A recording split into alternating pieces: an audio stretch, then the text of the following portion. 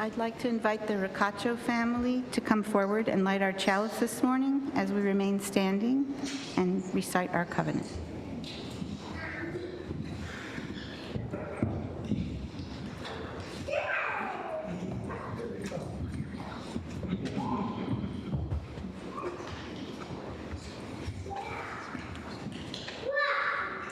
We covenant to embrace one another in community by welcoming all with an open heart and generous spirit, seeking to understand others with grace and patience, speaking our truths bravely and respectfully, and create space for all to be heard, acknowledged, and valued. Now please take a few moments to greet your neighbor.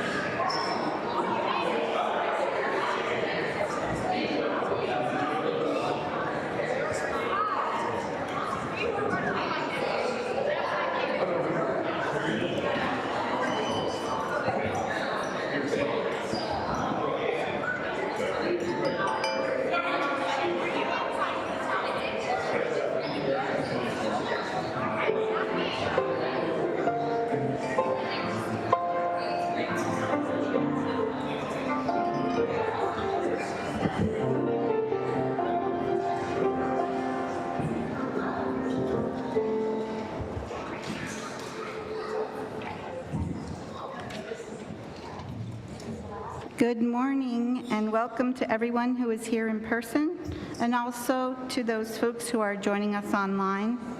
My name is Sharon Fichthorn and I'm serving as your worship associate this morning along with our interim minister, Reverend Ed Brock, and Christy Bushhager, our Director of Religious Education. I also want to thank Gabby Sacks and Joy Thiessen for providing the music this morning, and our AV and hospitality teams for all they do this week and every week. This is your first time attending UUCDC services. We extend you a special welcome. And if you're interested in learning more about membership at UUCDC, a member of our newcomer team will be available after the service in the youth room, which is located just at the other end of the lobby from the sanctuary. They'd be happy to talk with you about the membership and answer any questions that you might have. And please remember, if you're viewing this service on Zoom, you can activate closed captioning if that's helpful for you. And if you want to talk with others after the service, there's a virtual coffee hour, and you just need to stay logged in to connect. Of course, if you're attending in person, we have a coffee hour with refreshments in Fellowship Hall right after the service.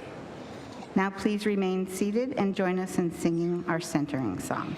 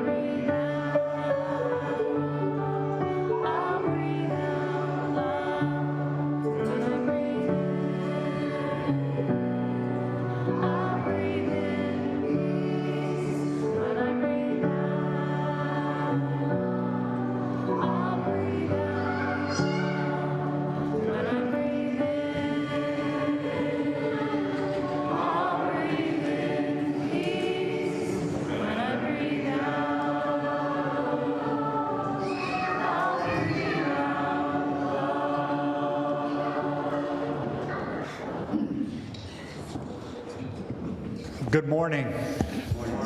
I welcome you on this great, beautiful, wonderful morning. We create rituals and we provide a place in our service for those rituals to focus our attention on moments that are very important and dear, but easily overlooked. Each Sunday, we bring into this special space and this sacred space the laughter of a child, the gaiety of our joy, the sorrows of our heart, the grief of the evening news, and personal losses that we know, both near and far. We bring in our hearts the blooming of early flowers and the passing of a friend, both recently and in the past. And in this space, we hold each other in love and community as we release stones of joy and concern into a common well of compassion. I invite you now to come forward as you feel so moved and drop a stone in the waters representing your joy or sorrow. If you are with us on Zoom, you can type the joy or sorrow in your comments. Thank you. Please come forward as you feel so moved.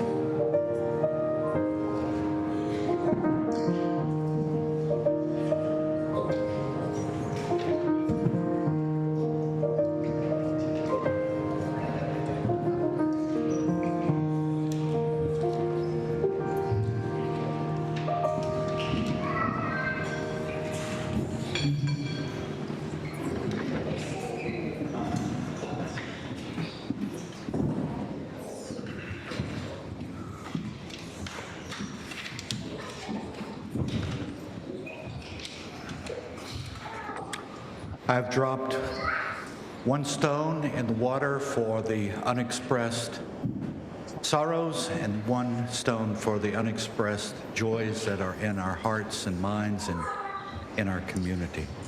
Could you now join me while remaining seated for the song Spirit of Life?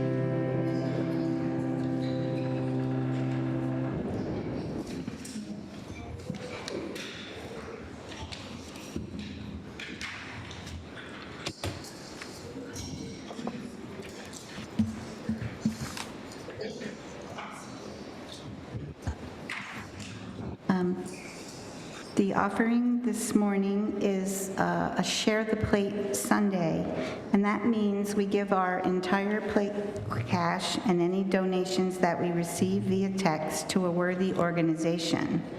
This month's recipient is the Open Door Abuse Awareness Program. They collaborate with schools and communities to teach teens about safe dating and violence prevention.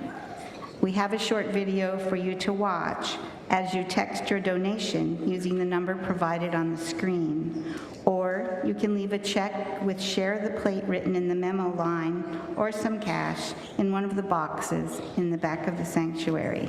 Thank you for your generosity, and I hope you enjoy the video. Hi, my name is Nancy Peterson. I'm Executive Director of ODAP, which stands for Open Door Abuse Awareness Prevention. We had the great pleasure of working with Amotep in violence prevention work, helping these young men understand how to treat a woman. And we've had the pleasure of being able to have them at our camp this summer, where they've learned to bond together as a group of brothers, having each other's back and working together in integrity. We seek to, as much as possible, spread the message of prevention. The camp we attended in 2018 was a good experience for me and our brothers to bond together. Man, so what we went through in the past with losing our brother Christian Mache. It taught us how to take care of ourselves, how to be good to the youth, to the community. It taught us leadership. It taught us about females and college, consent. So Ms. V is doing very good things. She came to our school and talked to us about domestic violence and the ODAT project, basically treating women with respect and doing things such as that nature. We look at females a different type of way at MOTEP. We treat them with respect.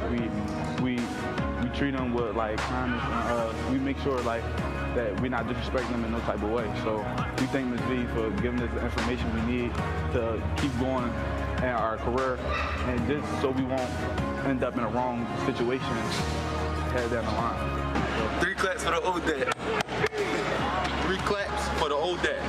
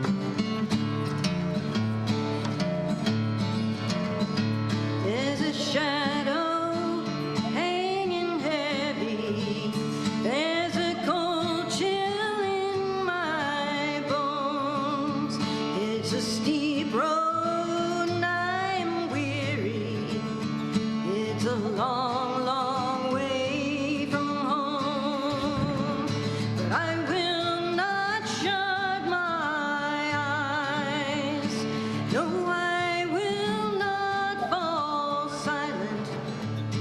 Canary in the mine. Oh, I will, honey, I will sing.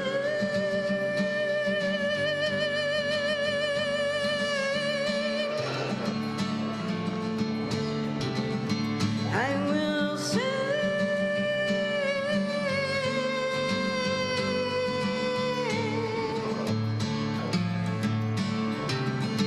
There's a madness in the cavern. There's a darkness that can blind. And when it's every man for himself, no one's getting out alive. But I will not shut my eyes. Oh, I will not fall silent. Canary in the mine. Oh, I will. Oh, honey, I will sing.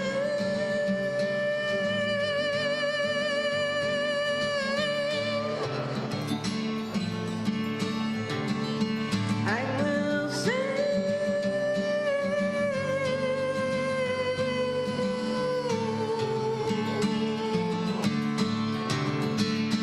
Oh, sing, sing, sing. Sing, sing, sing. Sing, sing, sing, canary, sing. Oh, sing, sing, sing. Come on now. Sing, sing, sing. Sing, sing, sing, canary, sing. I will sing.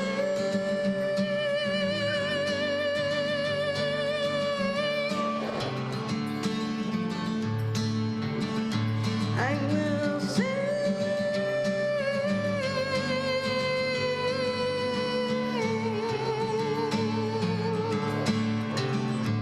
There's a shadow hanging heavy. There's a cool chill in my bones.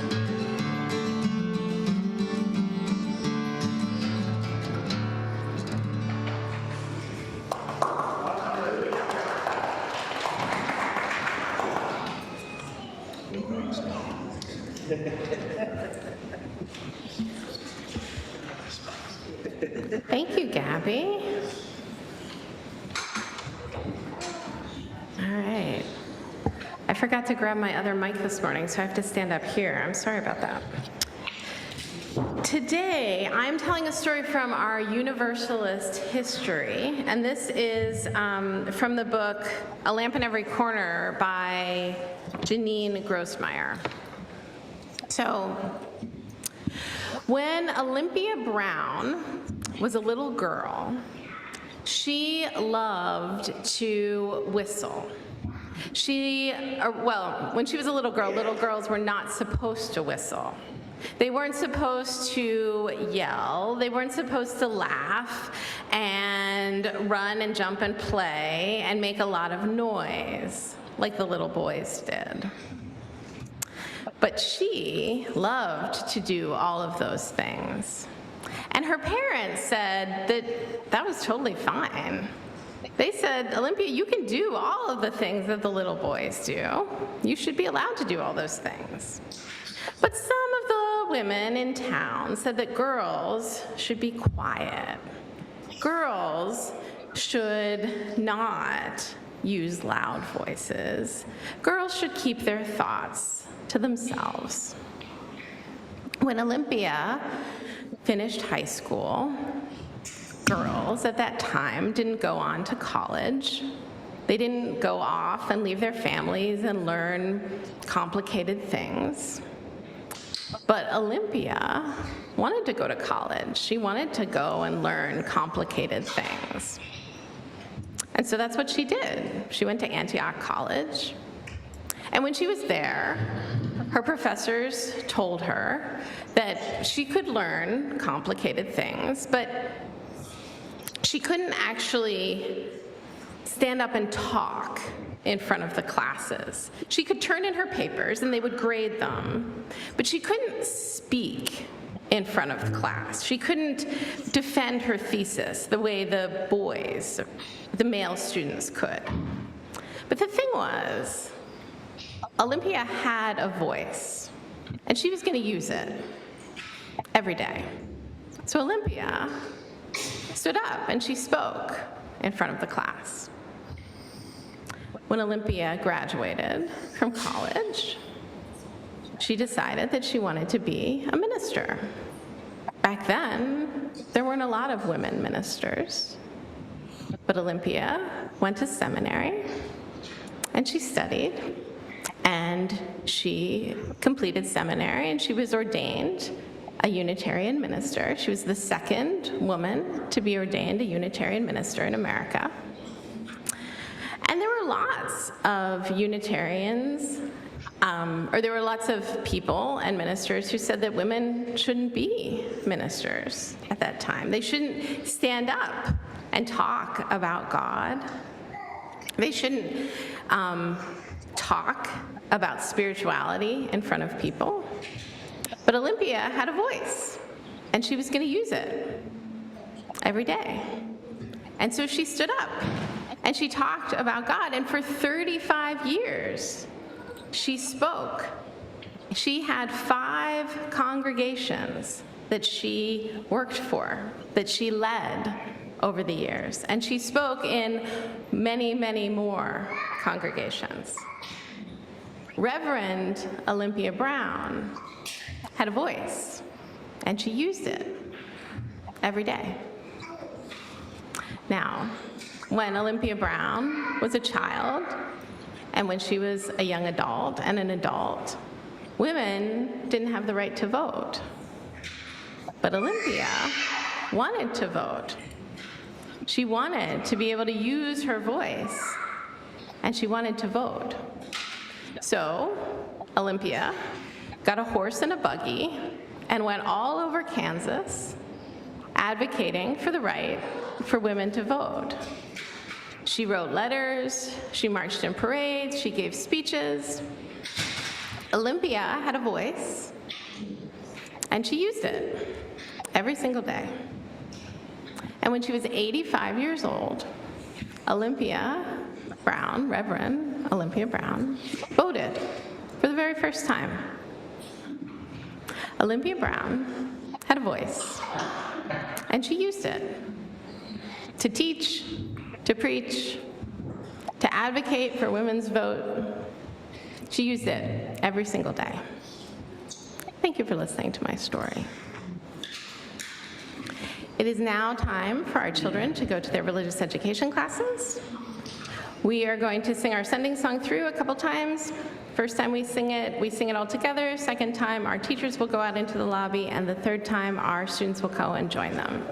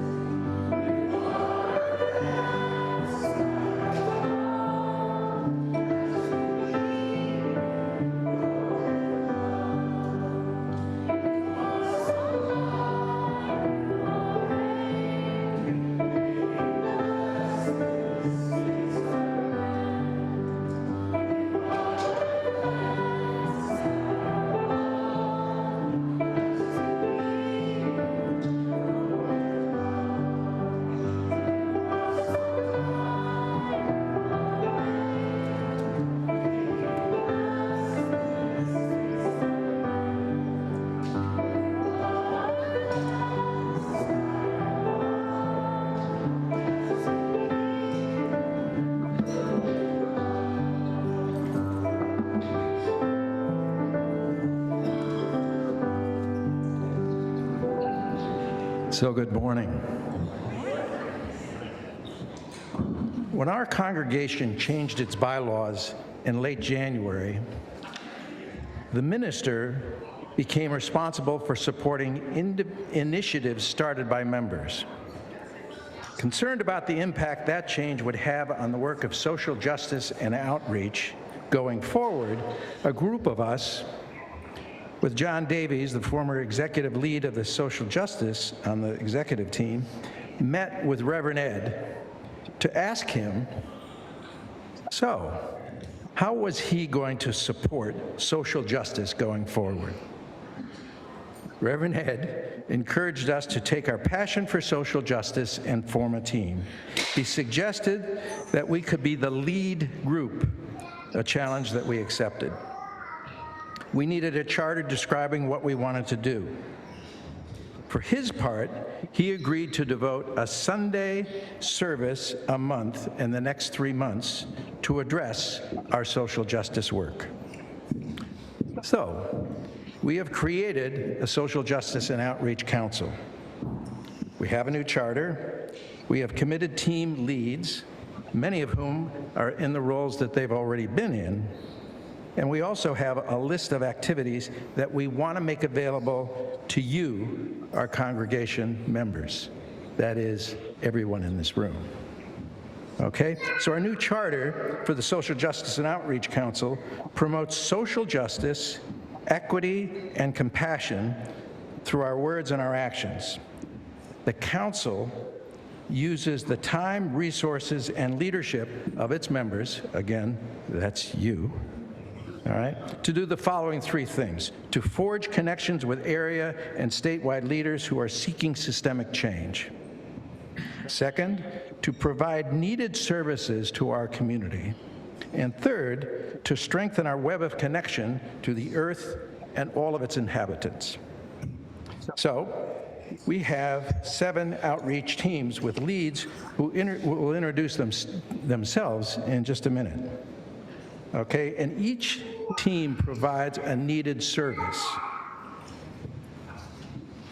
All right, and we are also fortunate to have with us UU Justice PA, which is a statewide organization of Unitarian Universalist congregations.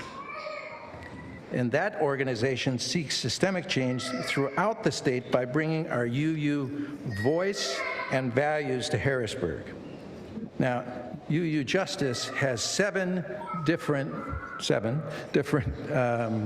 justice teams. 3 of them are represented by representatives of our church. We have 4 other teams that are looking for leadership that one of you could step forward and provide. Okay, so in talking about social justice, probably the biggest thing is saving our democracy and the upcoming November election.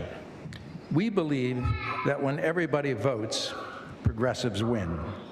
While we as a church will not take positions about who to support, we will be bringing you ways to join us in increasing voter turnout.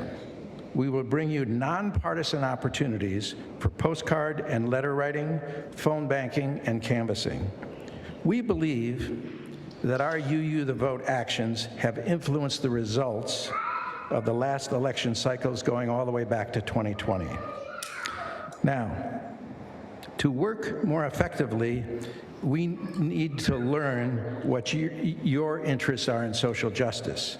So we've got a couple of things in your handout. First is a description of our council and also what the outreach teams are, and on the back, what UU Justice, the teams that it has. Then, even though we didn't hand out pencils, we have a survey for you to complete. That these are the issues that you're interested in joining us and working on. So please fill out the survey and put it in the basket on the way out. And thank you, Sam, for affirming that. So I'd now like to introduce the teams that we've created. Would you all step forward?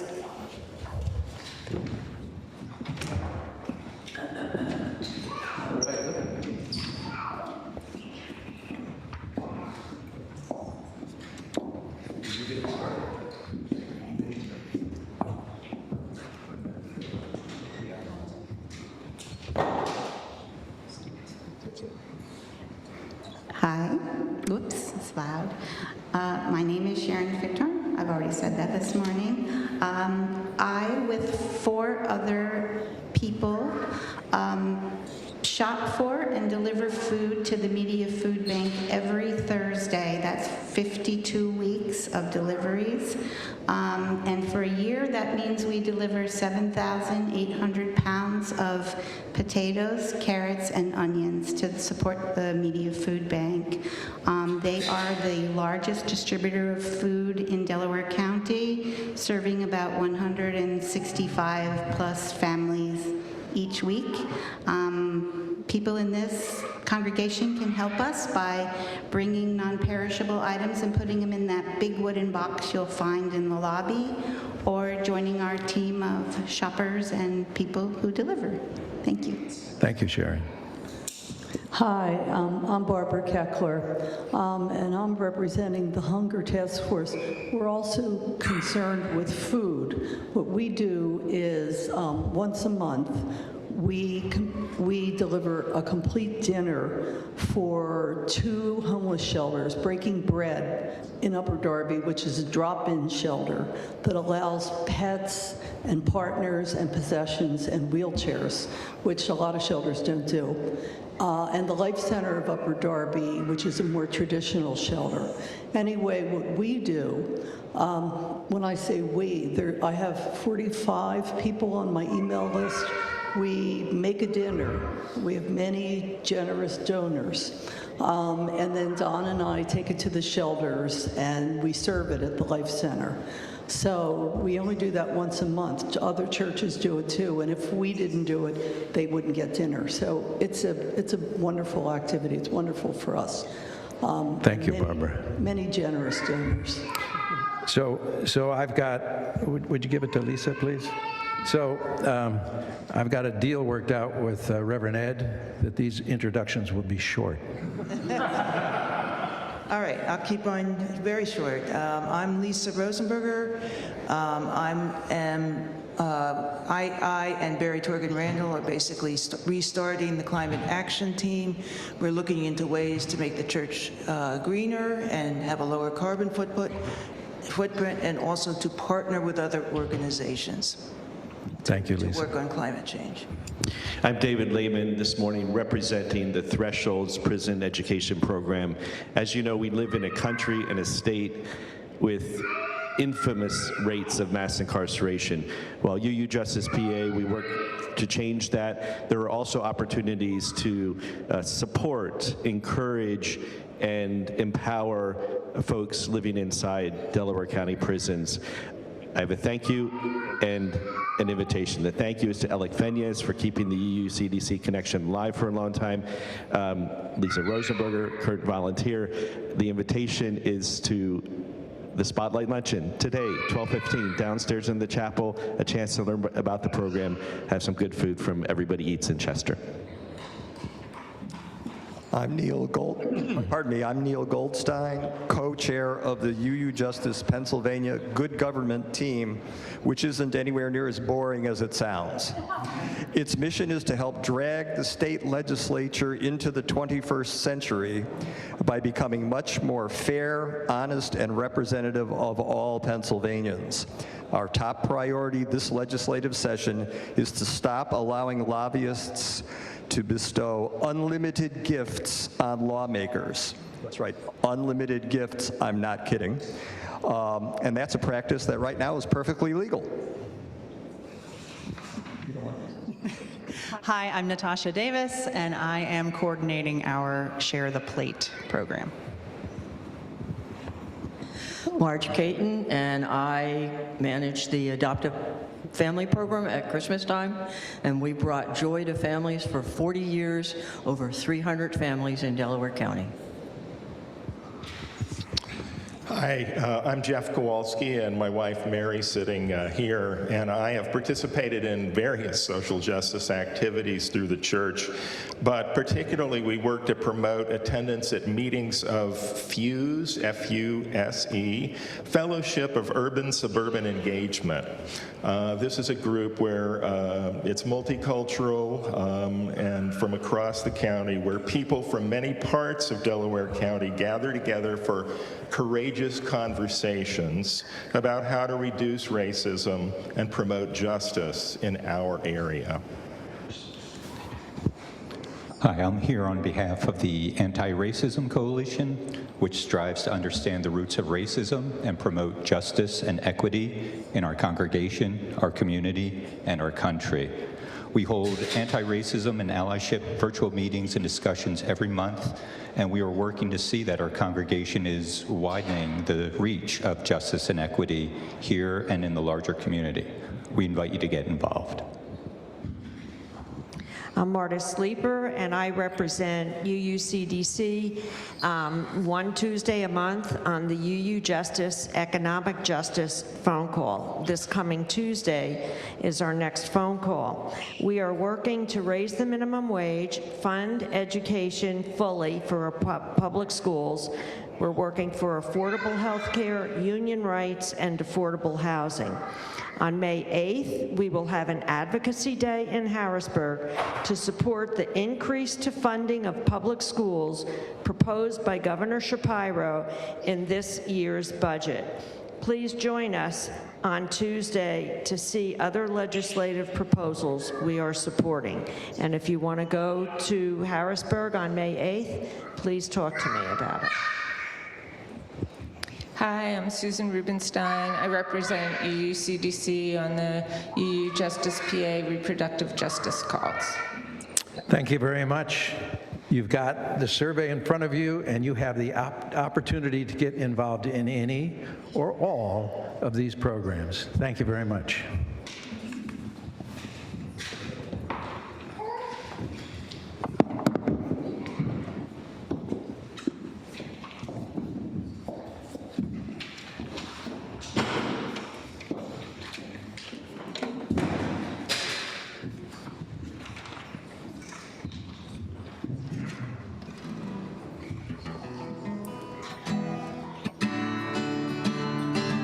You who scribble on walls with your minutes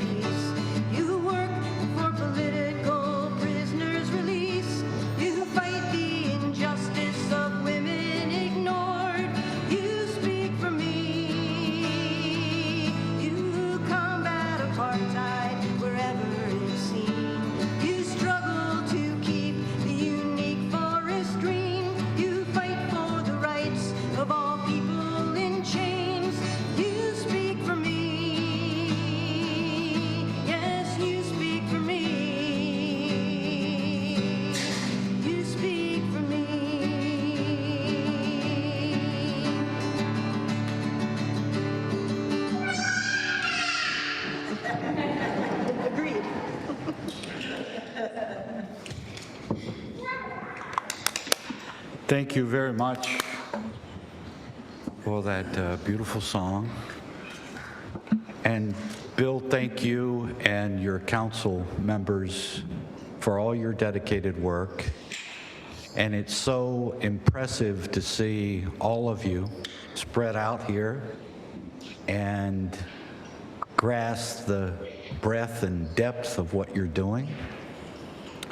And I salute you, and I respect you, and I appreciate you for this vital work.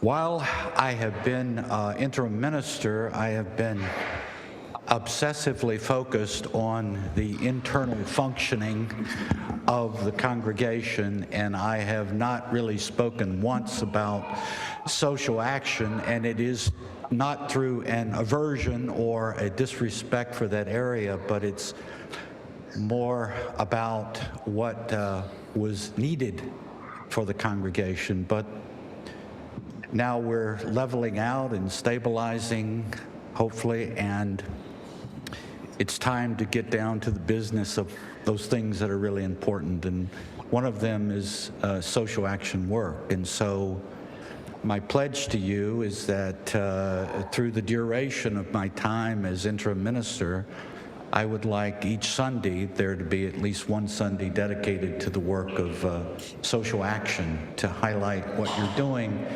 and to provide opportunities for people to join you in what you're doing. And let me underline the fact that these folks that were standing before you are, because of their life situation or their experience, they have a particular depth of commitment to these issues, but what they need is support from you, the people, to make their action alive, and they will provide you with ideas for what to do and how to do it, but they do need your help, and that gives wings to their work, and it is very essential that you participate. I am no historian, but I have, and there's an historian, at least one present with us, but my reading of history has told me again and again that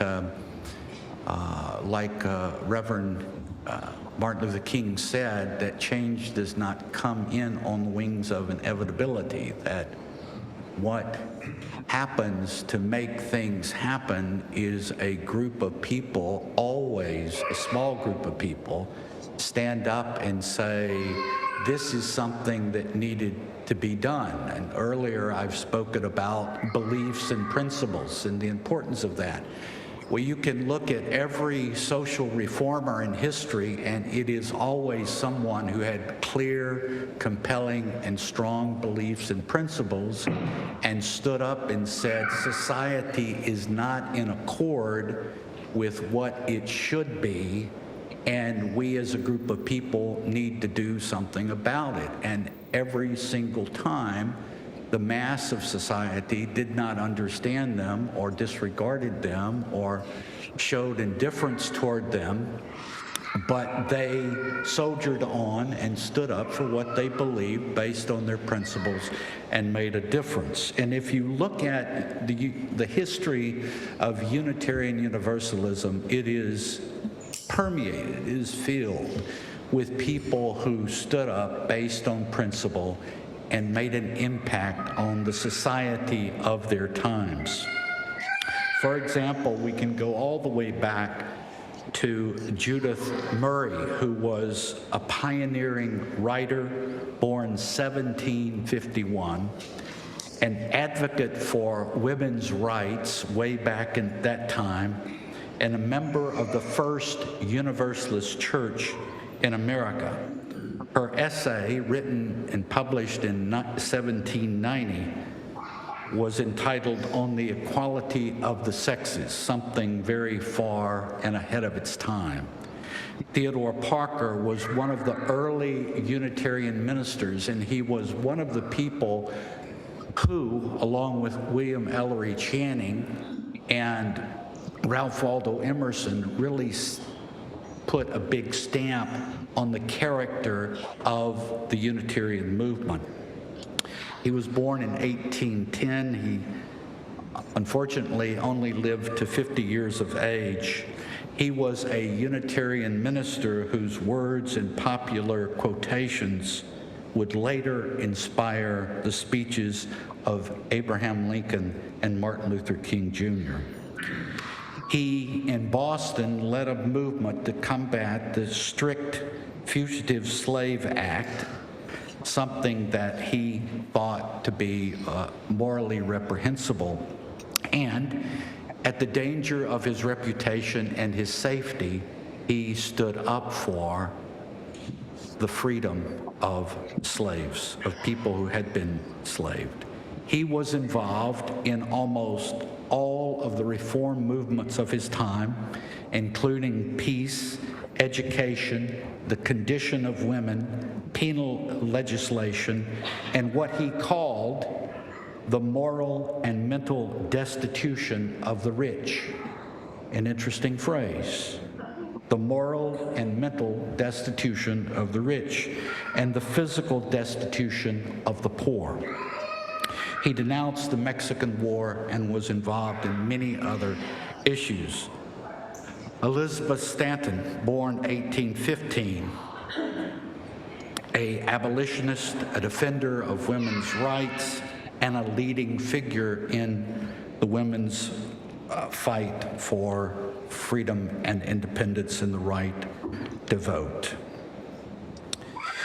On March the 7th, 1965, the Reverend Martin Luther King sent an urgent telegram to the Boston headquarters of the UUA, asking religious leaders and concerned citizens to join him in Selma, Alabama, where African Americans marching for their right to vote had been brutally attacked and many injured and hurt.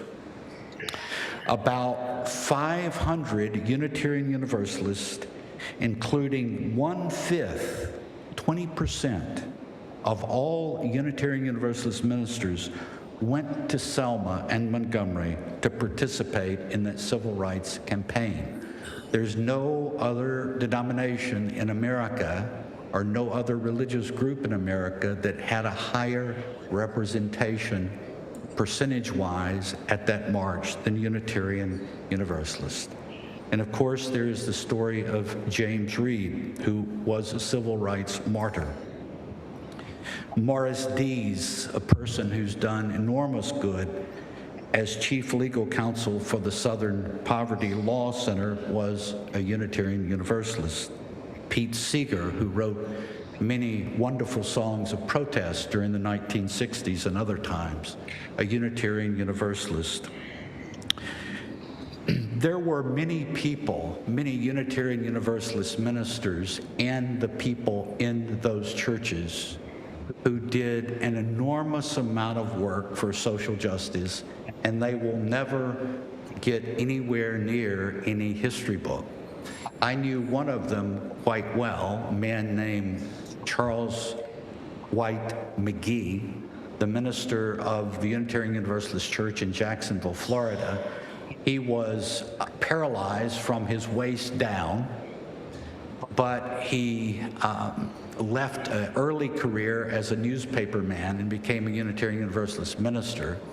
He was at the Jacksonville church during the 60s. He marched, even though he had these limitations, he marched in every civil rights movement that occurred in that city, stood against the Vietnam War, put his life and reputation at risk, and he wasn't in great physical shape to begin with. Nobody will ever write a history book about him, but there were hundreds upon hundreds of people like that in the Unitarian Universalist movement during the 60s and 70s and beyond. But this congregation itself has been touched by people who are deeply involved in social justice work. UU minister Homer A. Jack, born 1916 and passed 1993, was a member of this congregation. and fought for social justice. And this church, in fact, ran a speaker series named after him that ran through 2013. Among the key positions he held were executive director of the Committee for a Sane Nuclear Policy, that's never been more needed than now, and Secretary General of the World Conference on Religion and Peace. Upon retiring, Reverend Jack was a member here where he focused on countering racism while sharing his wealth of knowledge about justice issues.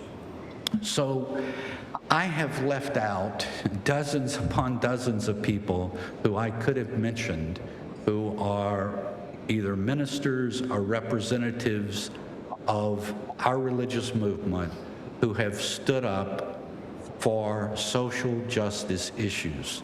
From the very beginning of the formation of our identity as a religious movement, we have been people who have stood up for principle and tried to influence the society around us.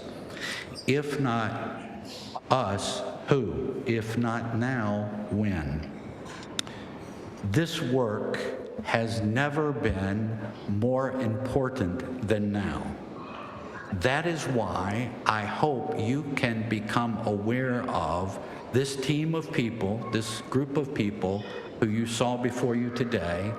I encourage you to seek them out. They'll hover right around here after the service to come talk to them and learn from them what you can do. I implore you to fill out the form that is in your order of service and to register your interest in some area to which these folks are dedicated.